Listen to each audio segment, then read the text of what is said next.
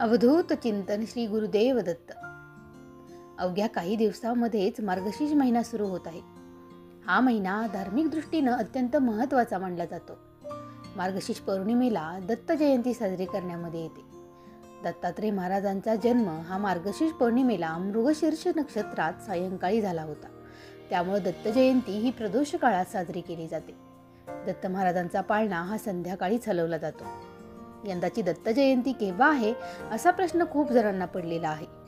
तर आजच्या या व्हिडिओमध्ये आपण यंदाची दत्त जयंतीची नेमकी तारीख काय आहे, या दिवशी आपण काय पूजा करणार आहोत आणि यासोबतच आपल्याला दत्ताचं अधिष्ठान असलेल्या औदुंबराला का प्रदक्षिणा घालायच्या, किंवा दत्त जयंतीला सर्वजण म्हणतात की बाकी काही नाही केलं तरी चालेल, पण औदुंबराच्या भोवती एक तरी प्रदक्षिणा नक्की घाला.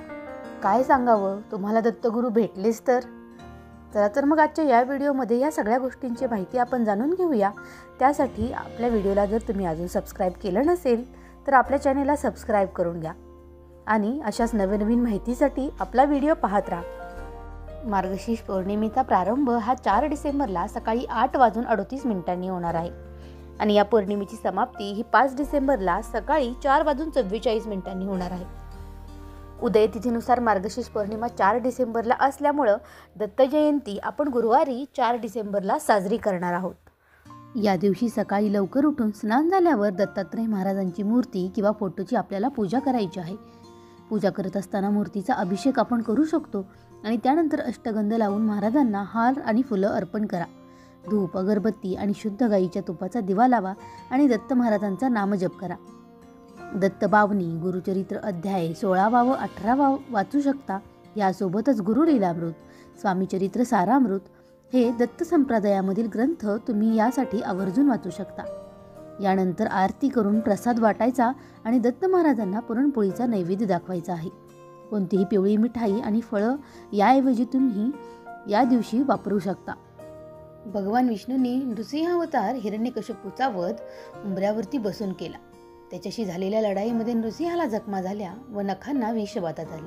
त्यामुळे त्यानं नख उंबऱ्याच्या खोडामध्ये खुपसून विषबाधेचं शमन केलं.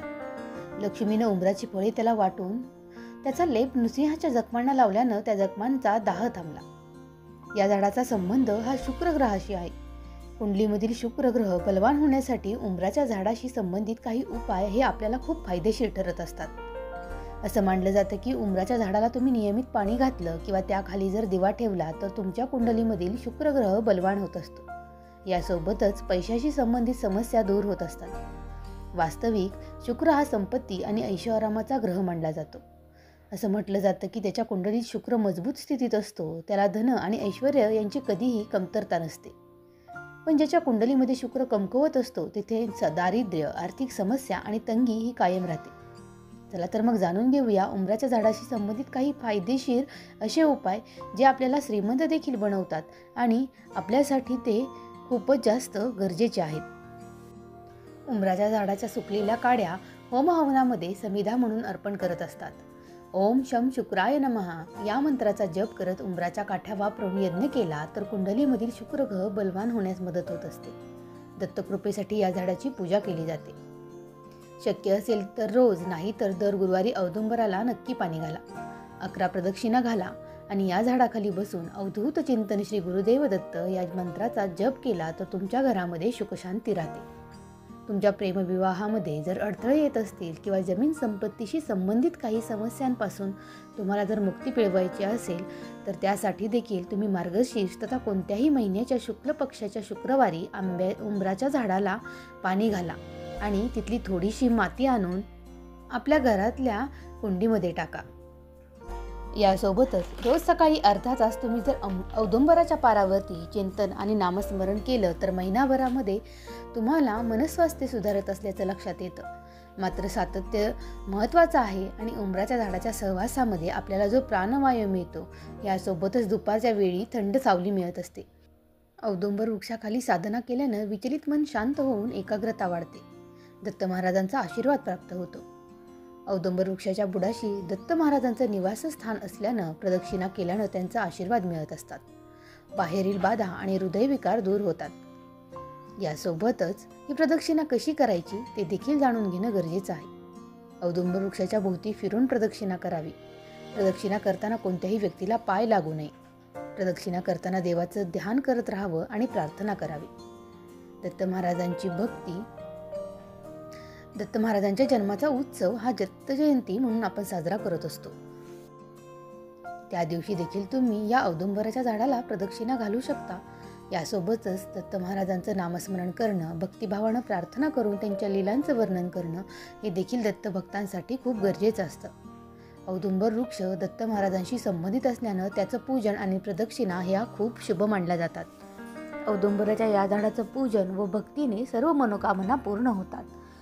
एक दैवी वृक्ष म्हणून आपण उंबराचं अर्थात औदुंबराच्या झाडाकडे पाहत असतो. नवग्रहांमध्ये हा एक प्रमुख वृक्ष आहे आणि या झाडावरती शुक्र ग्रहाचं राज्य मानलं जातं आणि ते वृषभ आणि तुळ या राशींचं प्रतिनिधित्व करणारा वृक्ष आहे. यामुळं ग्रह नक्षत्रांचा अशुभ प्रभाव औदुंबराच्या प्रदक्षिणा केल्यानं दूर होत असतो. नियमित औदुंबर प्रदक्षिणा केल्यानं विचलित मन शांत होऊन एकाग्रता वाढत असते. औदुंबराखाली एका ब्राह्मणाला जर जेवू घातलं तर अनेक ब्राह्मणांना जेवण घातल्याचं फळ देखील मिळत असतं. यासोबतच या वृक्षाच्या बुडाशी साक्षात दत्त अवतारी श्री नृसिंह सरस्वती महाराजांचा देखील वास असतो. म्हणूनच आपण प्रदक्षिणा केल्यानं दत्त महाराजांचे आशीर्वाद आपल्याला प्राप्त होत असतात. बाहेरील बाधा आणि हृदयविकार यावरती मात होण्यासाठी औदुंबर प्रदक्षिणा ही खूप फलदायी आहे. औदुंबर हा एक कल्पवृक्ष आहे. त्यामुळे अडलेली आणि अशक्य कामं ही औदुंबर प्रदक्षिणेमधून सिद्ध होत असतात. संकल्प करून श्रद्धेनं औदुंबराची सेवा केली तरी देखील ते खूप फलदायी ठरतं. आपल्याला औदुंबराची प्रदक्षिणा ही कमीत कमी 12 मिनिटे करायची असते. तर अशा पद्धतीनं आपल्याला येत्या दत्त जयंतीला बाकी सर्व पूजा पाठ आणि मंत्रांच्या पठणासोबतच औदुंबराची प्रदक्षिणा घालायला अजिबातही विसरायचं नाही. तुम्हाला आतापर्यंत कोणत्या कोणत्या समस्या आणि अडचणी आल्या आहेत त्या सर्वांचा उपाय म्हणजे एक औदुंबराची प्रदक्षिणा. तर येत्या दत्त जयंतीला हा उपाय नक्की करा आणि तुम्हाला असा काही लाभ झाला असेल तर मला कमेंटमध्ये देखील नक्की सांगा. आपला व्हिडिओ आवडला असेल तर चॅनेलला लाईक, सबस्क्राईब आणि शेअर देखील करा. तुम्हाला सर्वांना येणाऱ्या दत्त जयंतीच्या मनापासून शुभेच्छा. श्री स्वामी समर्थ. जय जय स्वामी समर्थ.